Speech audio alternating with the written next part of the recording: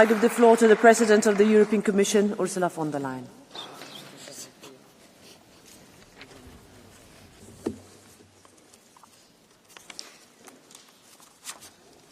President Metsola, President Pierre, honourable members. I want to start this debate not in Geneva, but in Ternopil, a city in western Ukraine, closer to the Polish border than it is to Kiev. In the early hours of one morning last week, a storm of Russian drones and missiles rained down. The sheer force of the attacks leading to an inferno erupting. In the burning wreckage laid injured victims and more than 30 dead, innocent men, women and children. Children like Amelka. Amelka, a 7-year-old girl from Poland who was in 2nd grade at the local school. Amelka died in her mother's arms, both of them killed in a mindless and callous act of brutality. On behalf of the Commission, and I'm sure all of us in this House today, I want to start by paying my respect and deepest condolences to all those mourning the victims of Ternopil and right across Ukraine.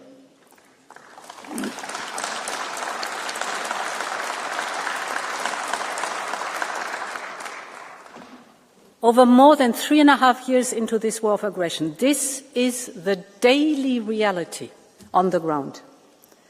And it shows that we can never lose sight of what Ukraine is sacrificing, what Ukraine is fighting for: its security, its freedom, its independence. Because ultimately this is what is at stake in these crucial days for Ukraine and for Europe. Basically the core and the values of the UN Charter. And this is why Europe must keep up the pressure on Russia until there is a just and lasting peace.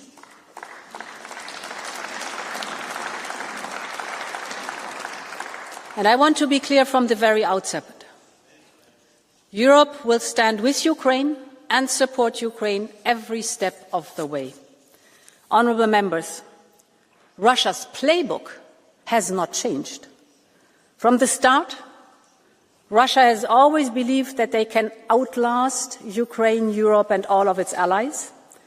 And it is why every time there is serious progress towards negotiations that can bring about a real peace, the violence escalates.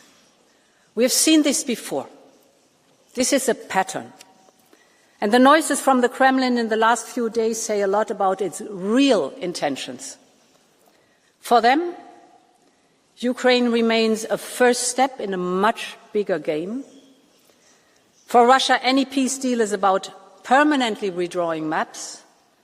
It is about returning to great power relations and spheres of influence.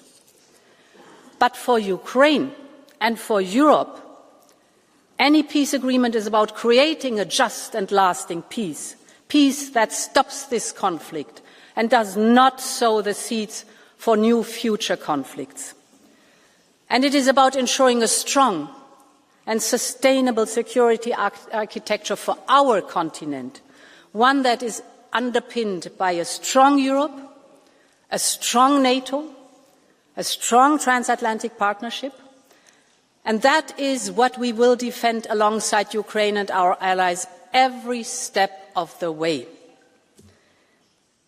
Honourable members, a just and lasting peace, this is what we all want.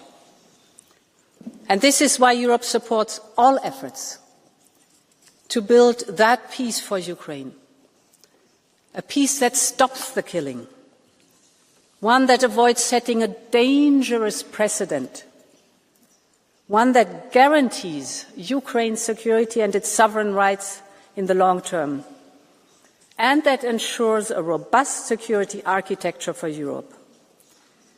This is why we welcome the efforts led by President Trump.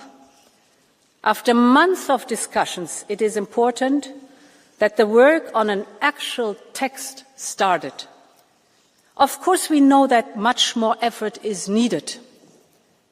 But I believe, thanks to the work of Ukraine, the United States and us Europeans over the last few days in Geneva, we now have a starting point.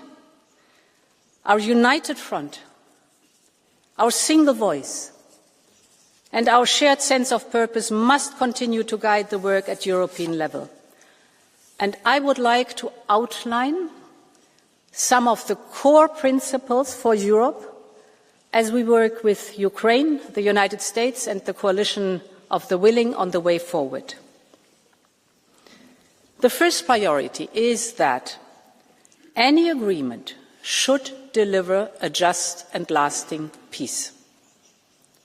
And it should ensure real security for Ukraine and Europe.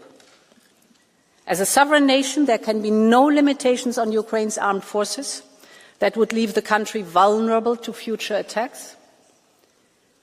And this is as much about deterrence as it is about Europe's security, because Ukraine's security is Europe's security, so Ukraine needs robust, long-term and credible security guarantees as part of a wider package to dissuade and deter any future attacks from Russia. And it is equally clear that any peace agreement needs to ensure that European security is guaranteed for the long term. The second priority, upholding Ukraine's sovereignty. We know that Russia's mindset has not changed since the days of Yalta, seeing our continent in terms of spheres of influence. So we need to be clear that there cannot be unilateral carving up of a sovereign European nation, and that borders cannot be changed by force. If today we legitimize and formalize the undermining of borders, we open the doors for more wars tomorrow, and we cannot let this happen.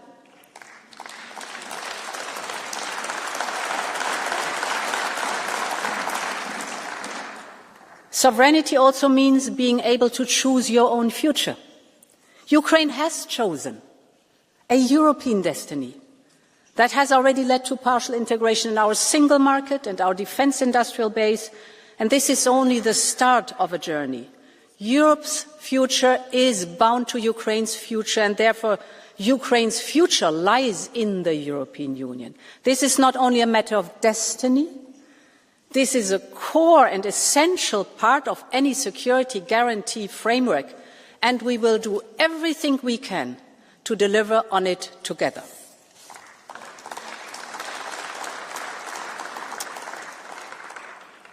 The third priority, securing Ukraine's financial needs.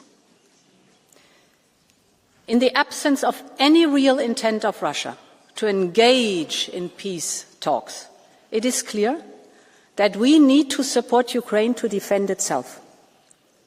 And that starts by ensuring that they have the necessary financial means. In the last European Council, we committed ourselves to cover the financial needs of Ukraine for the years 2026 and 2027.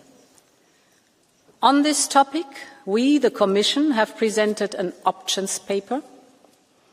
This includes an option on immobilized Russian assets. The next step is now that the Commission is ready to present a legal text. And, honourable members, to be very clear, I cannot see any scenario in which the European taxpayers alone will pay the bill. This is also not acceptable.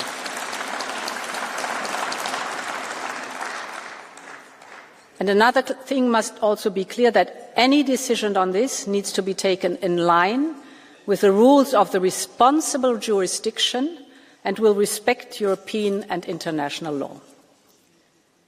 The fourth priority is, whatever the design of a future peace treaty, it is clear that much of the implementation will come down to the European Union and the NATO partners.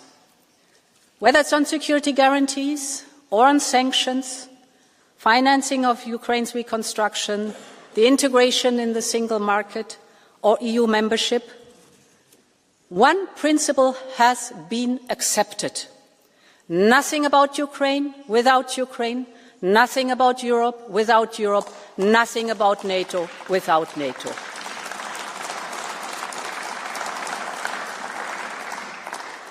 And the last priority I would like to focus on is one that cannot be forgotten, and that is the return of each and every Ukrainian child that has been abducted by Russia.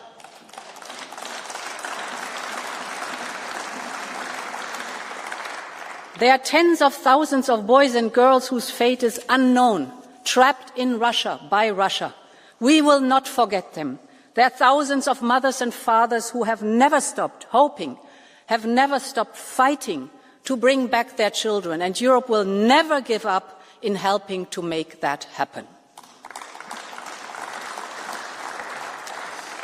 Honourable members, the days ahead are fraught with danger, first and foremost for the people of Ukraine, who continue to face the daily barrage of attacks. Yes, the situation is complex. Yes, the situation is volatile. Yes, the situation is dangerous. But I believe there's also an opportunity here to make real progress. So far, we have seen no signs from Russia of true willingness to end this conflict. So we have to keep up the pressure on Russia. But it is also our duty to engage with any and all efforts that can bring about a just and lasting peace.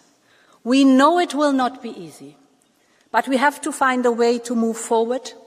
We have to find a way to stop the killing, to help Ukraine rebuild and reconstruct, to return the children and reunite families. We have to find a way to provide lasting security for Ukraine and for our continent as a whole, and above all, honourable members, to forge a better future as a European future and for Ukraine. Long live Europe. Thank you.